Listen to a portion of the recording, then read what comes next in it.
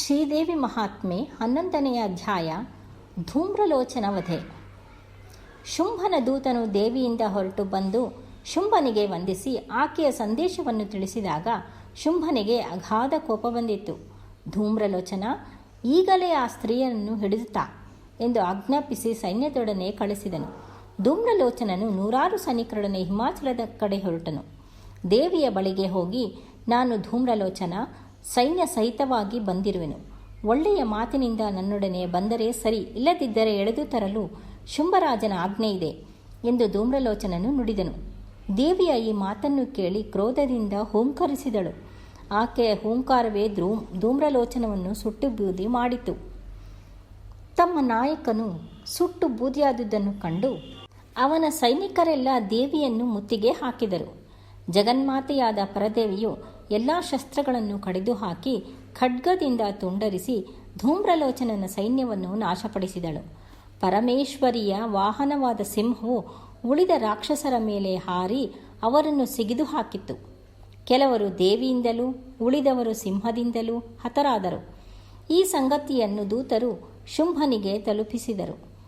ಶುಂಭನು ಮತ್ತಷ್ಟು ಕೋಪದಿಂದ ತನ್ನ ಆಪ್ತರೂ ವೀರರೂ ಆದ ಚಂಡಮುಂಡರೆಂಬ ದೈತ್ಯರನ್ನು ದೇವಿಯನ್ನು ಹಿಡಿದು ತರಲು ಹಾಗೂ ಆಕೆಯ ವಾಹನವನ್ನು ಸಂಹರಿಸಿರಿ ಎಂದು ಕಳುಹಿಸಿದನೆಂಬಲ್ಲಿಗೆ ಶ್ರೀದೇವಿ ಮಹಾತ್ಮೆಯಲ್ಲಿ ಧೂಮ್ರಲೋಚನ ವಧೆ ಎಂಬ 11ನೇ ಅಧ್ಯಾಯವು ಮುಗಿಯಿತು.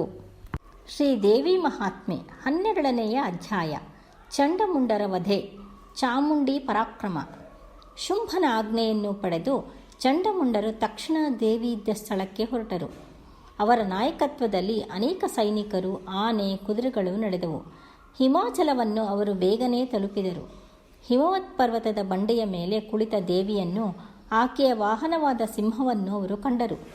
ರಾಕ್ಷಸರ ಸೈನ್ಯವನ್ನು ಕಂಡು ದೇವಿಯು ಹೂಂಕರಿಸಿ ತನ್ನ ಧನುರ್ಬಾಣಗಳನ್ನು ಹಿಡಿದು ನಿಂತಳು. ಆಕೆಯ ಕೋಪಾಗ್ನಿಯು ಪ್ರಜ್ವಲಿಸಿತು. ರೂಪವು ಅತ್ಯಂತ ಘೋರವಾಯಿತು. ಕಣ್ಣುಗಳು ಬೆಂಕಿಯ ಉಂಡೆಗಳಾದವು. ಹುಬ್ಬುಗಂಟಿಕ್ಕಿದ ಆಕೆಯು ಮಹಾಕಾಳಿಯಾದಳು. ತಲೆ ಬುರುಡೆಗಳ ಮಾಲೆಯನ್ನು ಹಾಕಿಕೊಂಡು ಚರ್ಮದ ವಸ್ತ್ರವನ್ನುಟ್ಟು ರಕ್ತಪಾನ ಮಾಡುತ್ತಾ ಅವಡುಗಚ್ಚಿ ರಾಕ್ಷಸರಿಗೆ ಭಯಂಕರವಾಗಿ ಆಕೆಯು ಕಂಡಳು. ಕತ್ತಿ, ಬಾಣ, ಬಿಲ್ಲುಗಳನ್ನು ಹಿಡಿದು ಹೊಗೆ, ಕೆಂಪು ಕಿಡಿಗಳನ್ನು ಕಾರುತ್ತಾ ಅಬ್ಬರಿಸಿ ಯುದ್ಧಕ್ಕೆ ನಿಂತಳು. ತನ್ನ ಕೊಡಲಿಯಿಂದ ರಾಕ್ಷಸರನ್ನು ಕೊಚ್ಚಿ ಹಾಕಿ ಅವರ ರಥ ಸೈನ್ಯವನ್ನು ತರಿದು ಹಾಕಿ ಪ್ರಳಯ ದೇವಿಯಂತೆ ಆಕೆಯು ಆರ್ಭಟಿಸಿದಳು. ರಾಕ್ಷಸರ ಹೆಡೆಮುರಿ ಕಟ್ಟಿ ಕೆಳಗೆ ಬೀಳಿಸಿ ಅವರೆದೆಯ ಮೇಲೆ ತನ್ನ ಕಾಲನ್ನು ಮೆಟ್ಟಿ ಪ್ರಳಯ ನೃತ್ಯವನ್ನು ಮಾಡುತ್ತಿದ್ದಳು. ಹೀಗೆ ಮಹಾಕಾಳಿಯು ರಕ್ಕಸ ಸೈನ್ಯವನ್ನು ನಾಶ ಮಾಡಿದ್ದನ್ನು ಕಂಡು ಚಂಡಾಸುರನು ಆಕೆಯ ಮೇಲೆ ಉಗ್ರಬಾಣಗಳ ಮಳೆಯನ್ನೇ ಸುರಿಸಿದನು. ಆ ದೇವಿಯು ಅವನ ಜುಟ್ಟನ್ನು ಹಿಡಿದು ತಲೆಯನ್ನು ಕತ್ತರಿಸಿ ಅವನ ದೇಹವನ್ನು ತಿಂದು ಹಾಕಿದಳು. ಚಂಡನು ಕೊನೆಯಾದುದರಿಂದ ನೋಡಿದ ಮುಂಡನು ಕೋಪದಿಂದ ದೇವಿಯ ಮೇಲೆ ನುಗ್ಗಿ ಬಂದನು. ಕಾಳಿಕಾದೇವಿಯು ಮುಂಡನ ಮುಂದಲನೆಯನ್ನು ಹಿಡುತ್ತಾ ಖಡ್ಗದಿಂದ ಅವನ ತಲೆಯನ್ನು ಕತ್ತರಿಸಿದಳು. ಮುಂಡನನ್ನು ಕೈಯಲ್ಲಿ ಹಿಡಿದು ನರ್ತಿಸಿದಳು. ಚಂಡನನ್ನು ಕಡಿದು ಹಾಕಿದ್ದರಿಂದ ದೇವಿಗೆ ಚಂಡಿ ಎಂಬ ಹೆಸರಾಯಿತು. ಚಂಡ ಮುಂಡರರಿಬ್ಬರು ಕೊಂದುದರಿಂದ ಆಕೆಯು ಚಾಮುಂಡಿ ಎನಿಸಿಕೊಂಡಳು. ಹೀಗೆ ರಾಕ್ಷಸರನ್ನು ಸಂಹಾರ ಮಾಡಿದ ಪರದೇವಿಯು ತಾನೊಬ್ಬಳೇ ನಿಂತಳು. ದೇವತೆಗಳು ತಾವು ಗೆದ್ದವರೆಂದು ಹಿಗ್ಗಿದರು.